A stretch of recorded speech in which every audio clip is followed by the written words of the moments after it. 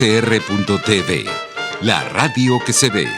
Y síganos en Twitter, @RCR750.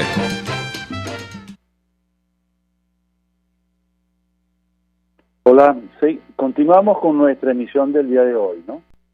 Te estaba comentando, pues, que el informe de la misión de determinación de los hechos fue entregado la semana pasada y que ha arrojado unos resultados realmente impresionantes, porque es un informe muy bien detallado, muy serio, muy sólido, muy completo, y que a pesar del boicot que hubo al impedir el ingreso a Venezuela de estos expertos, valido pues el equipo técnico y el equipo altamente calificado de la ONU, son súper expertos en realidad, admirables en su trabajo, pudieron instrumentar pues todos los mecanismos de tecnología de la información, son válidos, que son legales, que son absolutamente eficaces para poder demostrar hechos. Que claro, siempre es ideal tener el contacto presencial. Eso lo sentimos quienes damos clases, que a veces hay cierto extrañamiento, una sensación de extrañeza cuando hablamos con los estudiantes y no podemos conocerlos sino por la camarita, y a su vez los estudiantes nos conocen a nosotros, pero eso no le resta validez al acto pedagógico. Igual enseñamos, igual ellos aprenden, con una ventaja adicional a lo presencial, que es que uno puede constatar si el alumno se está durmiendo o no se está durmiendo. Entonces, esto es importante acotarlo, porque justamente el desafío de esta tecnología es mantener el interés y mantener viva la llama pues de la comprensión y del aprendizaje. Y volcado al tema de los derechos humanos, se convierte en un herramienta eficacísimo, sobre todo por la pandemia, ¿no?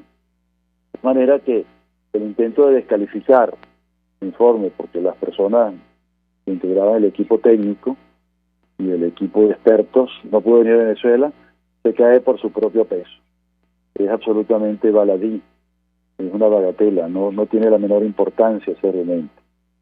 Es una falacia tan grande que justamente hoy en día se está produciendo la 75ª Asamblea General de las Naciones Unidas, y los presidentes se dirigen al mundo y se dirigen a la propia asamblea en concreto, en específico, a través de las tecnologías de la información.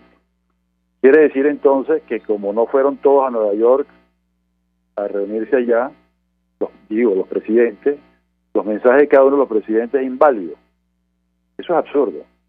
Por esa razón el argumento de no validar este informe porque no vinieron a Venezuela, se cae por su propio peso, como ya dijimos, y además es totalmente insensible en tiempos de la informática en pleno tercer milenio.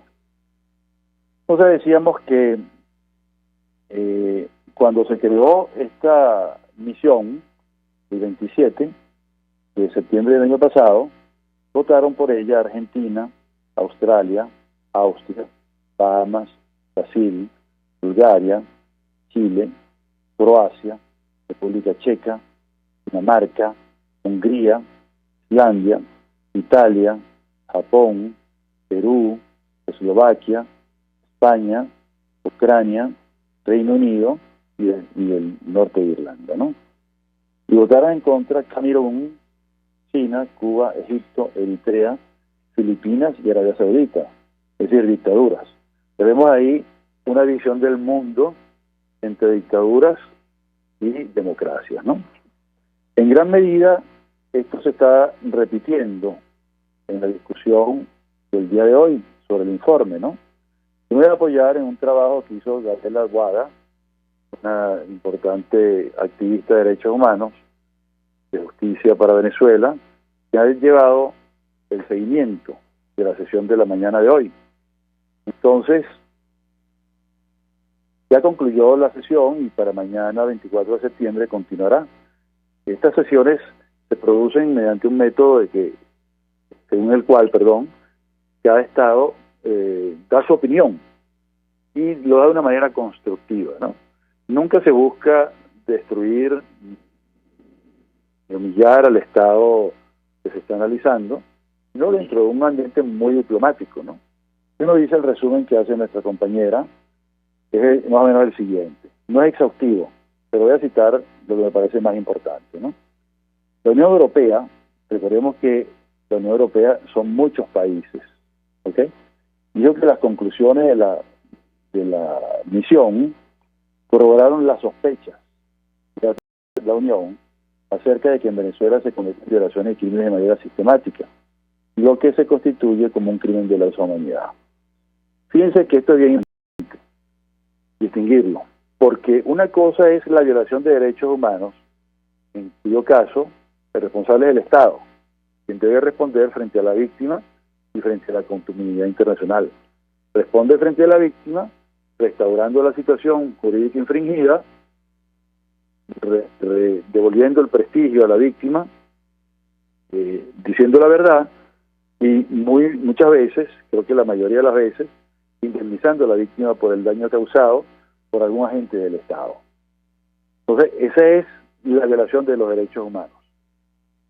Y cuando hablamos de crímenes sistemáticos, calificados crímenes de lesa humanidad, estamos hablando ya de responsabilidades individuales, personas con nombre y apellido que cometieron el hecho. Y una de las cosas que distingue este informe, este momento, versus los otros informes anteriores, tanto de la Comisión de Derechos Humanos como los informes que genera la Oficina del Alto Comisionado de Derechos Humanos, es que este va a la responsabilidad penal individual. Mientras el otro le habla al Estado, repito, este le habla a los individuos. Y los Estados entonces reaccionan y dicen, caramba, esto hay que profundizarlo más. Y es más o menos lo que se entiende de lo que dice la Unión Europea. La Unión Europea también instó a Venezuela a colaborar con la misión y continuar su relación con la ONU en materia de derechos humanos, ¿no? Entonces llamaron a investigar todos estos crímenes y liberar a todos los detenidos políticos. Hay que detenerse un poco, ¿no? Porque la primera opción de investigar a los responsables la tiene el Estado concernido. Es decir, el Estado está siendo sometido al análisis, sobre el cual se hace este análisis, ¿no? Y al que se le dice, hay tales y cuales personas que son responsables. Entonces, la obligación del Estado, frente a la comunidad internacional, frente a las víctimas también, y frente a sus autoridades, es la de que estas autoridades tomen el testigo en la mano y que emprendan las investigaciones. Las investigaciones aquí se diferencian muchísimo de lo que viene haciendo Venezuela. Es cierto que vienen habiendo algunas investigaciones de algún hecho en concreto y señalan siempre a un soldado, a un cabo o a un sargento, es decir, a un oficial menor, como el autor inmediato del hecho, pero se olvidan que la doctrina, que la jurisprudencia, que la legislación penal internacional habla de la organización. La organización del grupo tiene entonces comandos y mando, cadenas, las cuales una orden baja hasta que se ejecuta o simplemente una autoridad hace caso omiso y deja hacer y deja pasar, se llama aquiescencia, a lo que haga algún funcionario o algunos particulares tolerados por el funcionario y por la cadena de mando. Entonces, eso es bien importante tomarlo en consideración, porque esa es la gran carencia que tiene Venezuela. No solamente no tiene incorporada esta doctrina y esta legislación en su marco jurídico, sino que no hay la voluntad. Y esto es bien importante tomarlo en consideración, porque entonces se abren capítulos. Se pueden abrir capítulos, y el propio informe lo dice, frente a la llamada jurisdicción universal y la jurisdicción internacional. Voy a tener un momentico aquí para aclarar lo que es una y otra. La jurisdicción universal es la que tiene cada país en su seno y que incorpora la protección penal de los bienes jurídicos que tiene el derecho penal internacional. Es decir, jurisdicción universal contra la tortura, jurisdicción universal contra las ejecuciones extrajudiciales, o llamadas también asesinatos en el Estatuto de Roma, contra la desaparición forzada, contra la detención arbitraria, entre otros crímenes. ¿Ok? Entonces, esa jurisdicción internacional ha tenido casos famosísimos. Yo los voy a recordar para ustedes, y estoy seguro que ustedes van a hacer la evocación. Algunos no estaban vivos todavía porque son muy jóvenes, pero tienen que conocer en los registros documentales que existen y las más de 1000 audiencias que se realizaron sobre el juicio a Adolf Eichmann. Fue un juicio monumental que se realizó en Israel contra el organizador de los traslados o deportaciones forzadas que se hicieron en toda Europa hacia los centros de concentración, trabajo forzado y exterminio que tenía el régimen nazi de Reich. Entonces, estamos hablando de Adolf Eichmann, un tipo que fue considerado como un individuo banal por la gran filósofa Hannah Arendt, porque ella vio pues que su defensa era muy pobre y en realidad no podía justificable. Utilizó falacias, argumentos necios, citó a filósofos como Kant, pero erróneamente, porque Kant no habría permitido jamás, ni podía ser la base para justificar que el cumplimiento de la ley le permitía y lo obligaba entonces a cumplir con las órdenes y con las leyes injustas que preveían pues la aniquilación de seres humanos, la discriminación y la persecución. Y digo que el análisis de Hannah Arendt llegó hasta eso, pues, ¿no? Es decir, es un individuo banal, un tipo común y corriente, pero desde el análisis, la criminología y el derecho penal internacional, y sobre todo a la luz de los hechos, de haber podido trasladar a 11 millones de muertos, más 6 millones de trabajadores forzados, estamos hablando de un volumen impresionante. Y todo eso lo orquestó este señor, Adolf Eichmann. Él debería ser considerado como un genio de la logística, y de la logística del mal, que no es igual a la logística empresarial, industrial, que tiene que ver con la producción de alimentos, con la producción de insumos, de bienes, de consumo masivo, de lo que fuere, que son, digamos, logística para el bien, pues para resolver las necesidades humanas. Estoy hablando en este caso de una logística para el mal, porque no podía ignorar lo que estaba pasando, ni lo que podía pasar. Probablemente estaba al tanto, pero sí sabía que la deportación era para aniquilar a la gente. De tal manera, pues, que la jurisdicción universal es la que enjuicia en un país hechos lesivos sumamente graves a la humanidad, contra la humanidad y contra el derecho internacional. Y esos hechos lesivos son lo que ahora llamamos crímenes. ¿Ok? Entonces, cuando nos habla el informe de la misión de determinación de los hechos en Venezuela, que países que tengan la jurisdicción universal pueden abrir este tipo de investigaciones independientemente de las que se hagan aquí en Venezuela. Ahí no hay ninguna subordinación de una u otra. Y hay un mecanismo de subsidiariedad, es decir, esperar a que se agote la vía interna en Venezuela para poder abrir una investigación en cualquier país de Europa, cualquier país de América Latina que tenga esta jurisdicción universal.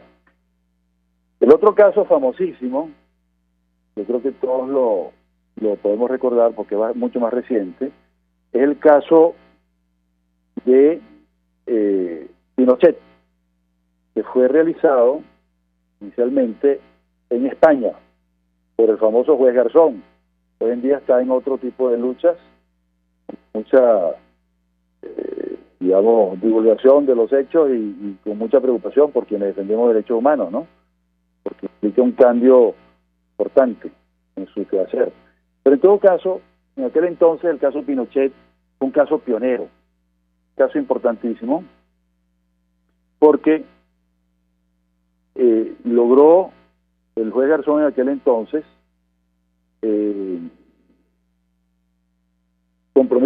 ver el compromiso de la responsabilidad penal que tenía Augusto Pinochet por gravísimos crímenes de lesa humanidad cometidos en Chile. contra los chilenos y también contra, ¿cómo se llama?, algunos chilenos que vivían allí. Pero lo importante es la capacidad de juzgar un hecho cometido allende el mar, es decir, de forma transfronteriza a miles de kilómetros de distancia, y asumir la plena jurisdicción y el conocimiento de la causa sin necesidad de poder verificar que el hecho ocurrió en el propio país, es decir, en España. Entonces, esa es la jurisdicción universal.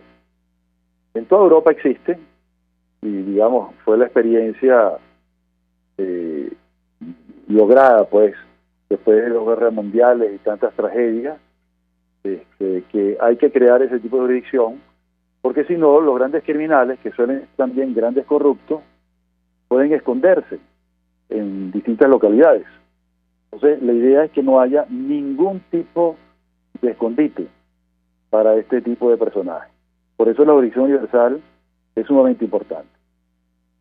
El tercer y último supuesto tiene que ver con la jurisdicción penal internacional. Es decir, ya en concreto con la Corte Penal Internacional y sus instituciones, ¿no?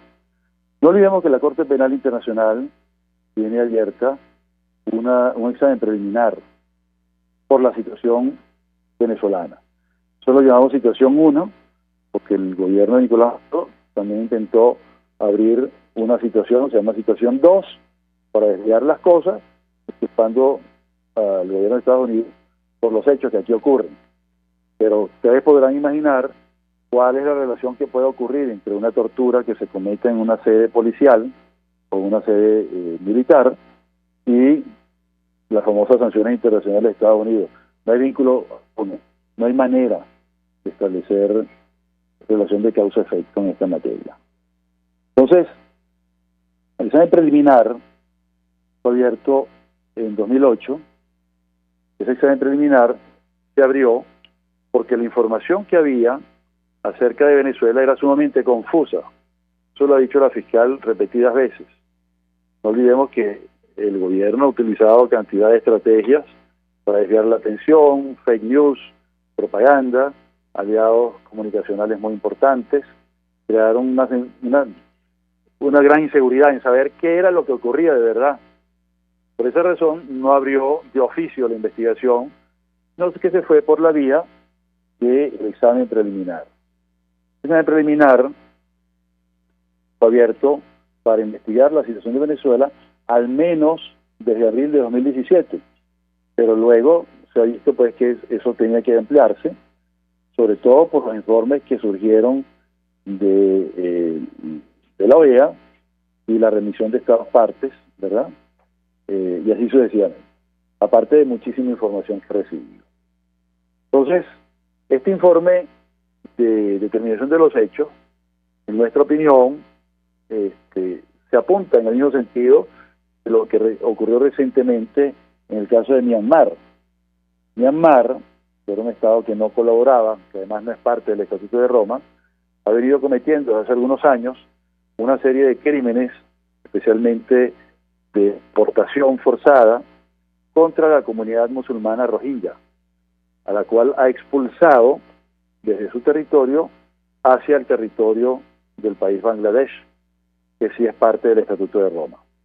Desde allí se montó entonces la misión de determinación de los hechos, y con base en los estudios que hizo esa misión especial, se pudo entonces tener la información suficiente, saber quién es quién en torno a las víctimas y los victimarios, y con eso pues se continuó el examen preliminar y se llegó a abrir la investigación de manera más acabada, más completa. No olvidemos que este es un proceso complicado, difícil, y tiene que ser muy cercano a lo perfecto. Y digo esto, bueno, lo digo porque del otro lado va a haber gente interesada en combatir eso, en defenderse de eso. Los abogados de las personas implicadas tendrán que establecer su defensa, y ese es su derecho, es más, es el deber de los abogados, y es el derecho del acusado. Entonces, son muy buenos abogados, muy bien pagados, y lógicamente van a hacer todo lo posible para anular cualquier imputación. Entonces, la misión de determinación de los hechos es tan útil para Venezuela como lo fue para Myanmar. ¿Okay? Así que bueno, ya nos quedan apenas unos segundos para terminar. Conclusión es que la situación de Venezuela ha empeorado y los crímenes han aumentado. El trabajo de la misión ha sido muy difícil, pero muy útil y muy completo. El gobierno no ha colaborado. La distancia ha también conspirado con esto, porque la misión funciona en Panamá. Y de paso, apenas se constituyó el equipo técnico, vino la pandemia y el confinamiento, lo cual dificultó aún más la tarea. Aunque hubieran querido venir, y aunque el gobierno lo hubiera querido permitir, las dificultades físicas habrían sido enormes, ¿no? Muchos portales y sitios web de noticias están bloqueados y hackeados. Hoy tuvimos una evidencia de eso. No fue posible prácticamente transmitir por Skype, como siempre hacemos, y muchas veces ocurre pues que se congestiona demasiado las redes, ¿no? Aparte pues de la insuficiencia, el deterioro de la internet en Venezuela, ¿no? ¿Cuáles son mis recomendaciones? Las recomendaciones del Monitor de Derechos Humanos. Se debería aprobar el mandato. Gracias a Dios pensamos que en ese sentido vienen las intervenciones de hoy y seguramente las de mañana, aunque hay algunas oposiciones, como el caso de Cuba, seguramente Irán también se opondrá. No podemos anticiparlo, pero es casi una cosa segura. Se debe exigir al gobierno que coopere. Todos estos países lo están haciendo. Se debe exigir el ingreso a Venezuela, sobre todo en los días de flexibilidad. No ser posible, sería lo ideal, y es mi propuesta en concreto, que la misión se mude a Colombia, donde el número de víctimas de la diáspora es mucho mayor en Colombia que en Panamá. Prefiero a víctimas venezolanas, por supuesto, ¿no? Y obviamente dotar de presupuesto y del personal suficiente para todo esto. Bueno, ya estamos en el tiempo y quisiera despedirme y sobre todo invitarlos para el próximo miércoles, donde muy seguramente estaremos hablando de este o de otros temas que son también conexos. Muchísimas gracias, buen mediodía y que todos tengan muy buen provecho. Hasta el próximo miércoles. RCR presentó Buen Provecho. Síganos en Twitter en @RCR750. RCR 750 AM, porque lo bueno une. RCR presentó Buen Provecho, una producción nacional independiente con certificado número 22388 para dar cumplimiento al artículo 14 de la Ley de Responsabilidad Social. RCR 750 AM.